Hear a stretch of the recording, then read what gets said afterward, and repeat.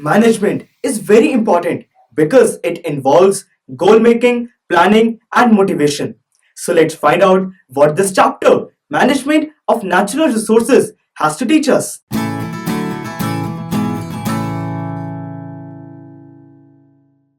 Hello everyone, Divyam with you from PU Stack.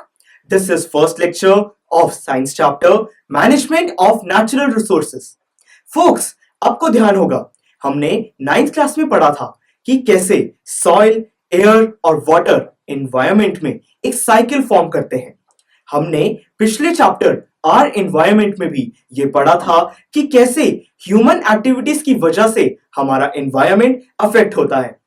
इस chapter में हम बात करेंगे कुछ नेचुरल रिसोर्सेज की और हम समझेंगे कि हम इन्हें कैसे यूज करते हैं और हमें इन्हें कैसे यूज करना चाहिए। फोक्स, एनवायरनमेंट को कंजर्व करना और नेचुरल रिसोर्सेज को कंजर्व करना बहुत इंपॉर्टेंट है। इसका सबसे पॉपुलर मेथड है एनवायरमेंटल प्रोग्राम्स लॉन्च करना। आपने इसके बारे में पढ़ा भी होगा और सुना भी होगा। 1985 में गंगा एक्शन प्लान लॉन्च किया गया था। ये एक मल्टी करोड़ प्रोजेक्ट था और इसका मिशन था कि गंगा जो हमारी रिवर है उसका जो पानी है उसको क्लीन करना, क्योंकि फोक्स गंगा का जो पानी था वो बहुत ज्यादा पॉल्यूट होने लगा था। टीचर, हमें ये कैसे पता चलता है कि वाटर पॉल्यूटेड है? Very good question. गाइस, याद कीजिए हमने केमिस्ट्री के second chapter acids, basis and salts में ये पढ़ा था कि हम किसी भी सब्सटेंस की क्वालिटी चेक कर सकते हैं पीएच पेपर के जरिए, और हम वाटर क्वालिटी चेक करने के लिए भी यही मेथड यूज करते हैं। गाइस, नेचुरल रिसोर्सेज को कंजर्व करने का एक और मेथड है, वो है 3R फॉर्मूला यूज करना। 3R का मतलब है रिड्यूस, रिसाइकल और रीयूज। आपने इसके बारे में बहुत बार पहले सुना भी होगा और पढ़ा भी होगा, फिर भी एक बार उसको दोबारा पढ़ते हैं।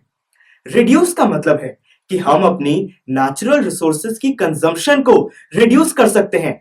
हम ऐसा कर सकते हैं अपने घर में जो एक्स्ट्रा लाइट्स और फैंस हैं उनको ऑफ करके, या फिर जो टैप लीक कर रही है उसको हम ठीक करा के। इसका सेकेंड मेथड है रिसाइकल। डेली लाइफ में हम बहुत सारे ऐसे नेचुरल रिसोर्सेज यूज करते हैं जिनको हम ट्रीट करवा के दोबारा यूजेबल फॉर्म में कन्वर्ट कर सकते हैं। इसका एग्जाम्पल है न्यूज़पेपर्स। जब न्यूज़पेपर्स इकट्ठे हो जाते हैं हम उनको रिसाइकलिंग फैक्ट्री में भेज सकते हैं।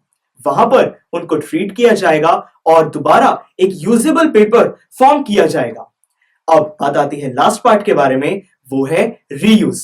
ऐसे बहुत सारे नेचुरल रिसोर्सेज हैं जिनको हम बार बार यूज कर सकते हैं, जैसे कि कोल्ड ड्रिंक की जो खाली बॉटल्स हैं उनको किचन में कुछ भी स्टोर करने के लिए यूज किया जा सकता है, या फिर हमारे घर पे जो एनवलप्स आते हैं उनको उल्टा करके दोबारा भी यूज कर सकते हैं। गाइस, ओवरऑल हम कह सकते हैं कि रिसोर्सेज की मैनेजमेंट बहुत इंपॉर्टेंट है, इसीलिए ये चैप्टर हमारे लिए पढ़ना बहुत इंपॉर्टेंट है।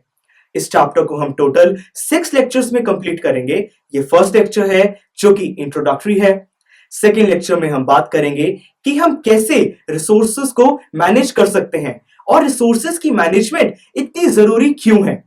लेक्चर 3 में हम फॉरेस्ट और वाइल्ड लाइफ के बारे में बात करेंगे। लेक्चर 4 में हम वाटर के बारे में बात करेंगे। लेक्चर 5 में हम कोल और पेट्रोलियम के बारे में बात करेंगे, और फाइनली लेक्चर 6 में हम इस पूरे चैप्टर को एक बार शॉर्ट में रिवाइज करेंगे। So guys, welcome to the series. अगर आपको आने वाले लेक्चर्स में कोई भी डाउट हुआ तो guys please comment, and folks click here to go to the next lecture of this chapter. Click here to go to the playlist of this subject. Click on the circle to subscribe so that you can get updates every time we upload a video. And folks, visit our website, that is pustack.com. वहां पर आपको बहुत सारी videos मिलेंगी अलग अलग topics पर।